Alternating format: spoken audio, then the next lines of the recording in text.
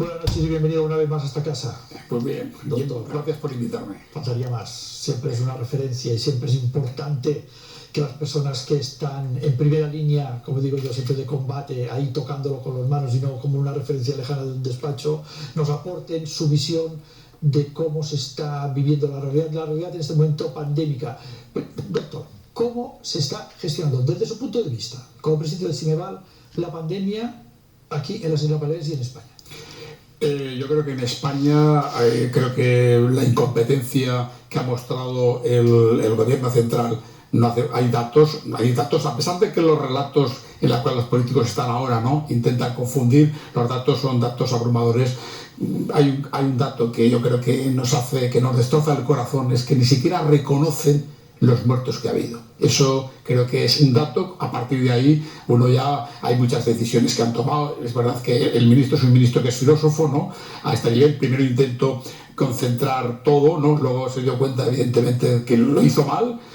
No vinieron las medidas de protección que tocaban. Las comunidades autónomas se buscaron, de alguna forma, cada uno buscaron ahí su forma de intentar proveerse de lo que faltaba, ¿no? Y luego, cuando ha aparecido esta cogobernanza, yo creo que no es de recibo, ¿no?, el que un gobierno central, de alguna forma, no esté situado, no esté al lado, acompañando y organizando, que se sucede, y coordinando lo que debería ser una acción a nivel estatal. Otro dato: nos han mentido en el comité de expertos. Bueno, yo creo que son datos demoledores, aunque ya vuelvo a decir, una cosa son los datos, otra cosa son los relatos, que es la posverdad en la cual están instalados. Aquí, vamos a referirnos aquí a nivel autonómico, el primer mes fue brutal. No había recursos, a pesar de que el gobierno habla de que había stock, con lo cual, si había stock, todavía me lo ponen más difícil. Hay stock y no lo repartís. O sea, es absurdo. El primer mes fue un mes durísimo. Hubo muchos personal médico y sanitarios infectados porque no había medidas de protección. De hecho, luego llegaron 50 toneladas. 70. Hombre, si llegan 70 toneladas significa que no había mucho stock, ¿no? Luego es verdad que estos medios aparecen, ¿no? Al principio se hacía un protocolo basado en las existencias de medios, es decir, como no había que, evidentemente, que acotar y limitar mucho las medidas de protección, los EPIs, las mascarillas, todo esto que ya sabemos, ¿no? Luego yo creo que controlamos con el confinamiento, también llegó más tarde a la isla dos semanas más tarde. El tema de cerrar, yo creo que fue un tema importante. Te contagias si hay interacción. Si no hay interacción y encima te proteges, pues evidentemente no te contagias. Entonces ahí realmente estuvimos con las UCIs, digamos, saturadas, pero es verdad que las UCIs, evidentemente, los espacios UCIs se pueden ampliar, ¿no?, aparte de los que tenemos, ¿no? Luego ha venido yo no creo que sea la segunda oleada. Lo que pasa es que la segunda oleada, de alguna forma, no se anticipaba que fuera tan pronto. De alguna forma se pensaba que iba a ser más tarde. Eso, evidentemente, nos ha pillado desprevenidos. Por ejemplo, nos pilló desprevenidos con la UCI de Son-Llàcer, ¿no? Salió en el Parlamento que la presidenta Fernández Armengol decía que estaba a la mitad. Bueno, alguien le informó mal, ¿no?, porque evidentemente le dio una baza política a la oposición para decirle que ustedes están mintiendo. Efectivamente, la UCI estaba saturada, eso ya hace, ¿no? Otra cosa es que cuando quisieron ampliarla, se encontraron que, aunque no había personal de enfermería, claro, la UCI es una UCI en la cual tiene que haber camas, tiene que haber personal, digamos, competencias muy específicas y con protocolos muy específicos. Luego aquí hubo una mala previsión, no así en Son Espases, donde por ahora personal no faltaba, pero hemos visto que la UCI de Son Espases se saturó con 28 pacientes y que, evidentemente, hay que tener en cuenta una cosa muy importante. Derechos tienen los pacientes que tienen COVID, pero tienen el mismo derecho el resto de pacientes no COVID, traumatismos craneoencefálicos, hemorragias, y ahí la UCI con 16 camas se llenó. Ahora se ha abierto una unidad de reanimación en la cual colaboran intensivistas y colaboran también anestesistas, pero es verdad que tienen 7 camas hoy desocupadas, ¿no? De las 28 hay 21 camas, ocupadas, 7, porque evidentemente, de alguna forma, se guardan estas camas para el camas-noid. Luego ya podría hablar de lo que pasa en la atención primaria. Atención primaria los médicos están al límite. al límite llevamos 6 meses, al límite, haciendo primero unas visitas telefónicas que son 300 o 400 llamadas, al principio con pacientes que además no eran tus pacientes, ¿no? Que además muchas veces tú llamas al teléfono de la telemedicina y no es el correcto. Es decir, no ha habido visitas presenciales, eso al médico le ha costado asumirlo muchísimo porque el médico está acostumbrado a ver al paciente cara a cara, a tener una relación médico-paciente basada en la presencia. Luego el médico ha tenido que hacer de rastreador, ¿no? Ayudar a los cerros, y luego el médico ha tenido que hacer urgencias, domicilios y encima burocracia. La atención primaria es una atención, son médicos excelentes, médicos abnegados, que lo que están al límite se están quemando, hay un gran desgaste. Esto además favorece que haya violencia sanitaria, empieza a haber ya enfado de los pacientes con los médicos, cuando realmente es el sistema el que de alguna forma debería de proveer o ajustar o organizar de otra forma. Y lo que está claro es que también esto incluso genera conflictos entre médicos de atención primaria y los médicos de urgencias hospitalarias, porque algunos pacientes, evidentemente, si les llaman y no les atienden, por decirlo de alguna forma, porque evidentemente están saturados y bloqueados, acaban yendo a urgencias. Es decir, la atención primaria, suspenso, así clarísimamente suspenso. Y por otra parte hay que reconocer que en primaria tenemos un gran problema. Es que en primaria nos hacen falta en las Baleares alrededor de, a corto plazo, 100 médicos, pero nos hacen falta, digamos, ya a medio plazo, 250 médicos de atención primaria que no tenemos a este nivel. Y un dato más. Ha habido 21 médicos que han elegido ser médicos de familia y han acabado este año. ¿Sabes cuántos se han quedado en los centros de atención primaria? 7. Algo ocurre con los centros de atención primaria para que un médico de familia elija esa profesión y luego, digamos, se vaya. ¿Por qué? Porque el contexto en el cual se está trabajando es un contexto de muchísimo estrés y además sin las retribuciones que debería de haber por el esfuerzo que hacen los profesionales, que se quedan más horas incluso de las que les tocaría trabajar, ¿no? Luego en primaria realmente lo hemos denunciado y además es un colectivo que en mucha tensión. Ha habido huelga en Madrid, ha habido huelga en alguna comunidad autónoma y nosotros, ya como primicia en este programa, hablo que ha habido un decretazo hoy del propio gobierno central en el cual evidentemente legitima el intrusismo profesional. Un médico que no es especialista puede hacer de especialista, con lo cual la seguridad de los pacientes está en riesgo. Competencias de los médicos se pasan a la enfermería. Hay un traslado forzoso entre médicos de hospitales y médicos de la primaria y todo eso evidentemente lo puede regular la propia comunidad autónoma. Entendemos que este decretazo que han hecho ha sido con premeditación, alevosía, y por primera vez la Confederación Estatal de Sindicatos Médicos, si no se retira, y ya esto es la primicia, haremos huelga en octubre. Haremos huelga porque evidentemente esta es la situación en la cual se pone en riesgo la seguridad de los pacientes. Es impensable en la Unión Europea que un médico que no es especialista, que no tiene el título acreditado, ¿vale?, haga de especialista. Por otra parte, los médicos comunitarios, ha habido 750 homologaciones para captar médicos, digamos, de títulos extracomunitarios. Perdón, ha habido 750. ¿Sabes cuántas ha quedado en España? 220. El resto de los médicos han ido a Europa. Estamos aquí, evidentemente, no son las propuestas que el Foro de la Profesión Médica ayer propuso al ministro. Es un ministro que evidentemente no se reúne con todos los, digamos, organizaciones que tienen que ver con el colectivo médico, y es una primicia, lo digo aquí, lo vuelvo a decir, como no retiro el decretazo, desgraciadamente, por seguridad de los pacientes, nosotros ponemos en huelga en octubre, una huelga a nivel nacional. Se ha adelantado usted a lo que le iba a preguntar. No. Yo se lo agradezco porque usted siempre nos aporta muchas informaciones y siempre tiene la puerta abierta de esta casa, porque siempre que viene, siempre es para sumar y para dar información a todos nuestros telespectadores, que a veces las cosas se diluyen, como dice usted, a veces las cosas vienen tapadas una encima de la otra y no se explica bien. Y todo eso que estaba explicando usted ahora mismo, por lo cual los médicos, como usted anuncia, si no se retira este decreto, van a ir a la huelga. Cuando yo lo leía esta tarde, es que me quedaba patidifuso. Digo, caramba, especialistas que no son especialistas haciendo de especialistas. ¡Ay, caramba! Sí. ¡Ay, caramba! Luego, movilización obligatoria de términos... ¿Nos ha cogido el tren otra vez? Es que nos ha cogido el tren otra vez. Es que son medidas desesperadas para situaciones de crisis absoluta donde nos hartamos de hacer publicidades y poner eslogans y saldremos juntos y hacer aplausitos a las 8 de la noche, que todo era bueno y sumaba, y discursos, y al final dices, pero Pues ha cogido Bien, otra vez. Vuelvo a repetir por tercera vez. Una cosa son los datos, otra los relatos. El relato político es un relato, la palabra del político confunde más que aclara y evidentemente está instalado en la posverdad porque sirve para manipular. El relato es el relato, pero los datos son muy tozudos y hay que consumir realidad, porque como no la consumas, si la niegas o no quieres verla, evidentemente luego los problemas se van a multiplicar por 20 y además va a afectar a los ciudadanos. Hay un dato muy importante. Cualquier país al nivel que tiene España, hubiera generado alarma social y hubiera motivado un debate muy importante, porque desde el año 2015 hasta ahora se han ido 17.000 médicos españoles. Han optado por el autoexilio, 17.000. Cuesta formar a cada 1.000 200.000 euros. O sea que formamos médicos y debido a las condiciones que hay aquí, deciden autoexiliarse.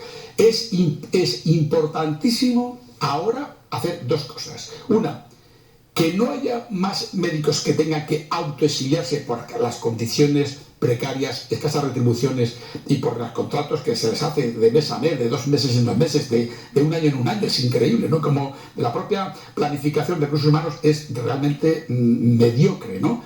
Hay que intentar que no se vayan y hay que intentar la operación retorno. Tenemos muchos médicos fuera que desearían volver, pero claro, desearían volver no con un contrato de 6 meses o de, bueno, como nosotros tenemos contratos de médicos que se lo hacían mes a mes. Es decir, bueno, yo creo que esto es un problema nacional. Se hablaba de que el presidente de la OMC decía que no faltaban médicos, que faltaba, que lo que había que hacer era una redistribución. Yo estoy de acuerdo con esto, pero en las Baleares faltan médicos. Faltan médicos y nosotros ya le planteamos al gobierno estrategias para captar y fidelizar médicos. Se las planteamos, que pasaban evidentemente, porque además ahora competimos con el arco mediterráneo y con Canarias, sobre todo en las temporadas del verano, y nos faltaban sustitutos.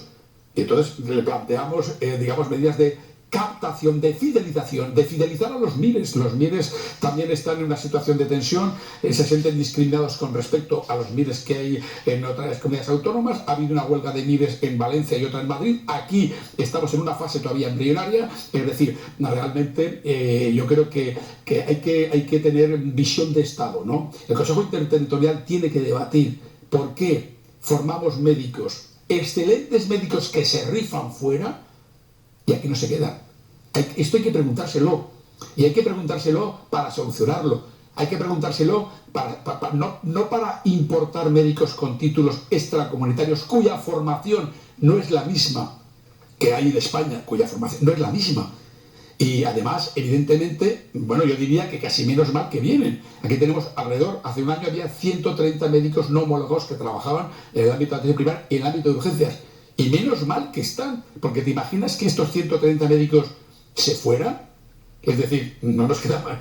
Y por otra parte, no digo que los médicos que vienen con el título extraordinario sean peores médicos, digo que la formación no es la misma. Eso es lo que digo, yo creo que es importante tenerlo presente, ¿no? Entonces, vuelvo a decirlo, nosotros, esto a nivel nacional debería plantearse, pero bueno, el Consejo Interterritorial está en otras cosas, está por cómo funcionan ahora los políticos, ¿no? Con un caínismo, con una radicalidad política en la cual hay continuamente bronca y en la cual los problemas, los intereses generales no prevalecen sobre el interés, digamos, político, que es muy legítimo, pero que no puede estar continuamente escenificándose de forma obscena muchas veces, como estamos viendo en los medios. Si me permite, sobre lo que usted ha anunciado de el autoexilio de tantos y tantos, 17.000 ha valorado usted médicos españoles formados aquí, en nuestras universidades, en nuestro MIR, y como terminado dice, Sakia Mambach. Según la Oficina Europea de Estadísticas de la Unión Europea, sabemos que las estadísticas a veces van un poco cojas, pero nos sirven de referencia. España, un médico cobra de media 53.000 euros al año. Francia, 95.000. Alemania, 125.000. Reino Unido, 129.500 de media. Claro.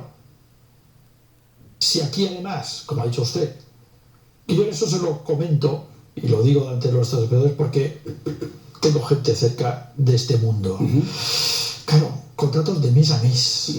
Y dice, oye, mira, si no me van a hacer un contrato, si no me voy a poder estabilizar aquí, si no sé dónde voy a acabar dentro de un mes, me busco la vida en otro sitio, porque quiero crear una familia, me quiero asentar, no quiero ser un temporero, porque soy un médico. cómo hemos llegado a este nivel con los médicos, que eran una referencia social cuando yo era niño. Sí, sí, no hace tantos años. Bueno, todavía lo seguimos siendo, ¿no? Pero, claro, sí, pero entonces se lo digo al revés. Siguen siendo ustedes una referencia social, pero están siendo maltratados. Totalmente de acuerdo. Yo hoy he puesto un Twitter, después de este decretazo he puesto un Twitter, sigue el móvil, que es maltrato, el acoso institucional hacia el colectivo médico. Eso está clarísimo, ¿no?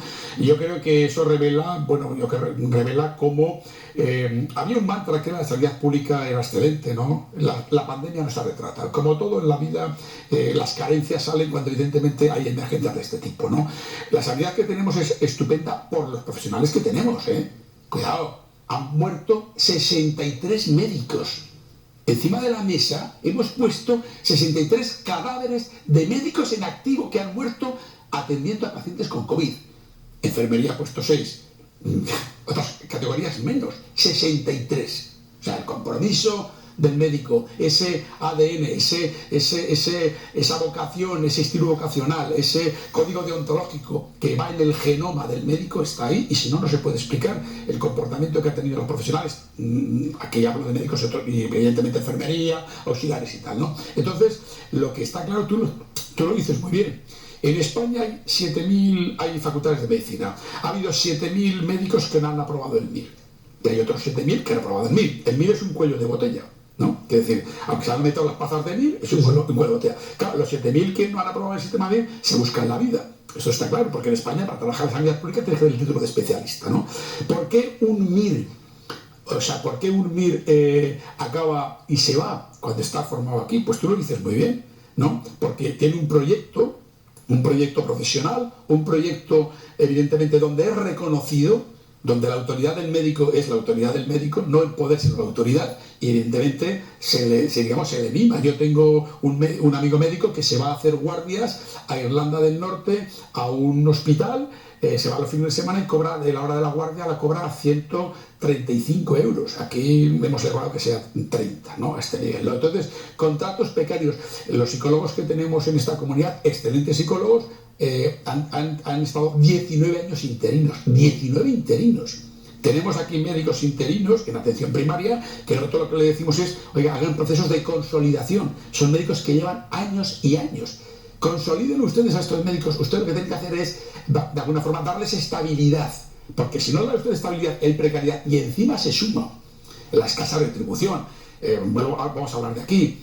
La única comunidad autónoma, junto con Extremadura, que no ha subido el 2% pactado por el gobierno de Rajoy, digamos, con los sindicatos de clase, que además luego Sánchez, digamos, accedió. O sea, ha sido nuestra comunidad. Nos sube para contentar a Madrid y nos quita el 2% del complemento autonómico.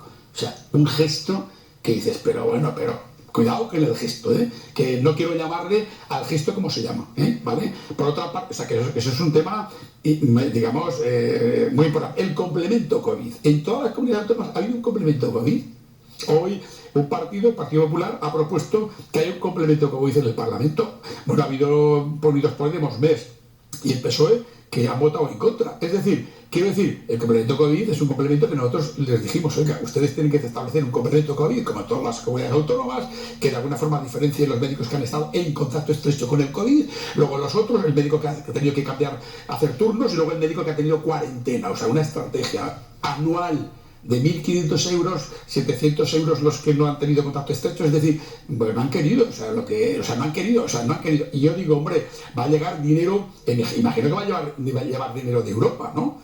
De Europa, imagino que todo esto evidentemente será para reconocer a los profesionales. Y por otra parte, y lo voy a decir, yo lo he dicho muchas veces, es vergonzoso que nosotros no vayamos a Madrid, y vamos a Madrid con, digamos, con la autoestima alta, ¿no? Y además con la cara alta y sin que nos compren con esa especie de palmada, y vosotros en Baleares sois ricos, y bueno, toda esta historia que se monta, ¿no? Nosotros tenemos una deuda sanitaria histórica del año 2002 que nos deben 2.800 millones de euros. Pactamos en el 2002 las referencias sanitarias cobrando 100 euros menos que la media española. Estaba entonces el PSOE aquí y el PP de Madrid, ¿vale? Han pasado 18 años. Hemos aumentado de población, pues 300, 400.000. Tú sumas todo esto y da 2.000 800 millones de euros. Financiación sanitaria. ¿Te imaginas las residencias, centros sociosanitarios, la captación de profesionales, el desarrollo de las unidades de salud mental? O sea, ¿te imaginas lo que podríamos hacer con este dinero, aunque nos lo fueran, digamos, haciendo un cronograma de entregárnoslo?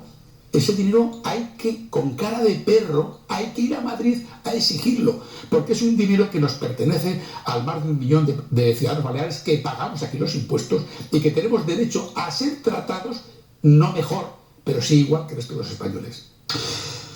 Doctor Lázaro, yo me imagino, porque no he estado nunca, en una reunión de usted con alguien que mande la consellería. I d'on bufar, d'on dir, ja torna a venir Lázaro aquí a demanar i a punyir i és més per que no vaig en braços, etcétera. Yo le pregunto esto porque mañana, si todo va bien, porque está bien que se sabe, entrevistaré a la consellera de Salud. Ajá. Y aprovecharé para decirle, mire, ayer tuvimos aquí el doctor Lázaro, que usted debe conocer bien, y nos expuso todo esto. De todo esto le podemos dar alguna respuesta, aunque sea a través de Canal 4. ¿Cómo afronta usted todas estas negociaciones, peticiones, reclamaciones, que a todos los que vamos al médico cuando estamos desesperados y el médico nos da una solución, no podemos llegar a entender que se maltrate a los profesionales sanitarios y no quieren meterse a los médicos, enfermeras y todo el mundo, no, es que los médicos están en un nivel y no, todos. Cuando vemos, como dice usted, a los médicos de atención primaria haciendo de telefonistas, le voy a contar una anécdota, me perdonin vostres, però l'he de contar perquè entenguem com funciona això.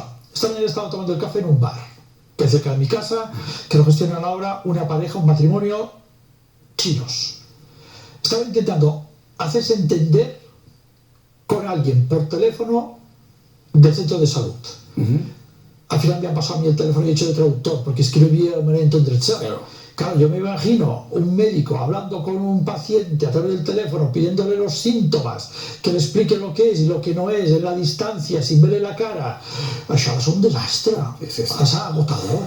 Mira, lo peor de esto que acabas de decir, y luego hablamos del otro, es que el médico, este trabajo, que es un trabajo que evidentemente, o sea, porque luego está que la telemedicina tiene que tener, digamos, una serie debe tener también una especie de evaluación ética de la situación, que y evaluación legal. Es decir, el médico sufre de hacer este tipo de trabajo. El médico sufre un desgaste, un burnout personal. Yo he visto grandes médicos decirme, pues dejar de ser coordinadores, por ejemplo. No hay que olvidar que de 45 coordinadores, 43 mandaron una carta a la consellera y al señor Fuster, el agente de primaria, quejándose de cómo se estaba convirtiendo la primaria. Ayer me dijo, no he trabajado tanto para que la primaria, tras 20 años, se convierta en un ambulatorio. Es decir, es penoso que un médico, que es un gran profesional, tenga que decir esto, porque la relación médico-paciente se deteriora. Y esa es la clave del quehacer médico, esto que tú dices tú. Es decir, hay que recuperar, y está claro, hay que recuperar las visitas presenciales, y porque evidentemente el perjudicado es el paciente y también el médico. Ya lo he dicho antes, lo que explicaba. Por otra parte, el sindicato médico es un sindicato que no es quejorreico. Yo la quejorrea no puedo con ella. Me crea una contrarreferencia muy negativa. Es reivindicativo, pero también hemos hecho cantidad de propuestas a atención primaria y a nivel salud. Y hay que decirlo todo. Nosotros con el doctor Fuster tenemos una relación de respeto, de lealtad, y nos hemos llevado muy bien con él. Siempre que ha habido momentos que, por ejemplo, con el tema del catalán, evidentemente hay tiro por donde tenía que tirar, y nosotros cuando nos quisieron quitar la carrera profesional, bueno, nos pusimos la carrera profesional, y aviso, es la línea roja. Como la carrera profesional sea de nuevo retocada, sea de nuevo transformada, sea de nuevo reinterpretada, nosotros no lo consentiremos. Y ahí el colectivo médico lo tiene claro. Es decir, que esto ya lo pongo encima de la mesa. Podemos tolerar que el 2% nos sube por un lado, nos baje por... Da igual, pero la carrera profesional, evidentemente, no vamos a consentir, porque la carrera profesional es un derecho del médico, además es un faro que alumbra el proyecto y promoción del médico, y que además del que se beneficia el paciente, porque el médico tiene que formarse, investigar, hacer docencia. Es decir, hay 5 ámbitos que el médico es evaluado O sea, la carrera profesional pertenece, salió en la ley, en la LOE salió para médico y enfermería. Otra cosa es que luego lo que se ha hecho, ¿vale? ¿De acuerdo? Pero bueno, está así. Entonces, en línea roja. Por otra parte, yo creo que, a ver, que negociamos así, ¿no? O sea, nosotros, evidentemente, pero vuelvo a decirlo, no somos quejorrecos, somos reivindicativos, pues faltaría más cuando vienen decreto tras decreto, sin negociación colectiva. El estado de alarma no ha anulado la negociación colectiva. Vamos a negociar. Negociar no es llegar a acuerdos, ya lo sabemos, pero vamos a negociar porque tenemos que aportar cosas, ¿no? Entonces nosotros, es verdad que hemos sido muy confrontativos. A pesar de eso, no hemos pedido ni la dimisión de la consellera, ni del señor Fuster, hemos pedido la dimisión del portavoz de atención primaria. Porque, bueno, teníamos unos datos que había una especie de archivo que dijimos, porque además es médico, por cierto, ¿no? O sea, hemos sido cuidadosos. En otras comunidades autónomas están en los juzgados, ¿eh? En mi tierra, en Aragón, la consellera dimitió. Sí, señor. Es decir, nosotros hemos sido muy prudentes, a pesar de que hemos denunciado, evidentemente, y lo seguiremos haciendo, faltaría más, para eso estamos, lo que está ocurriendo, porque en el fondo lo que se trata es de que los médicos, sean reconocidos, estén retribuidos. Yo aquí traigo una frase que ahora se me cuela a la cabeza, que dice: el que tiene un porqué es capaz de soportar cualquier cómo, que decía Nietzsche. Pues yo tengo un porqué. Y yo creo que el colectivo médico se merece estar bien retribuido, se merece ser bien tratado, no se merece ser maltratado. Y evidentemente, por dignidad y por respeto. Igual que yo pienso, lo piensan todos los presidentes de los sindicatos médicos y el presidente de la OMC, faltaría más, o Manuela García, que es la presidenta del Colegio de Médicos, ¿no? Entonces, nosotros, hay un lema que yo siempre pongo en los artículos y que, bueno, es un lema: en derrota transitoria, pero nunca en toma. Esa es la clave. Y nosotros, como sindicato, tenemos un comité ejecutivo de 28, no, de casi 40 delegados. Vamos a hacer un fichaje que le va a sorprender mucho, por cierto, probablemente a la consellera y probablemente al señor Fuster. También no te puedo decir quién es, pero te lo anticipo, que tenemos plural. Es un comité que cada uno ideológicamente puede pensar lo que le dé la gana, pero que estamos unidos en la defensa del médico. Y evidentemente no nos gusta que nos tomen el pelo. Te subo el 2%, pero de Madrid, y te bajo el 2% de comités autonómicos. Ese gesto es un gesto realmente, de verdad, que se lo podían haber ahorrado, porque ha generado muchísima indignación en el colectivo médico. A pesar de todo eso, el médico va a estar donde estaba, donde hemos estado, y estaremos siempre. Por eso confían tanto los ciudadanos nosotros, y por eso estamos también acreditados. No así los pseudolíderes políticos, que están desacreditados y cuya desafección a nivel de la sociedad civil cada vez es mayor. Sí, señor. Doctor Lázaro, muchas gracias una vez más. Y me permite una votación, y luego Claro. no le voy a dar oportunidad para que me responda, porque ya tiempo hemos acabado. De acuerdo. Alguien no ha entendido en algún lugar qué es un médico. Y ha convertido a un médico en un número. Y ha convertido a un médico, con tot el respecte a tothom, amb tots els respectes a tothom, amb un simple buròcrata. I no és això. I no és això. Doctor Lázaro, presidente de la CMVAL, muchísimas gracias. Gracias a ti. Muchísimas gracias. Y ahora seguimos ya esta parte final de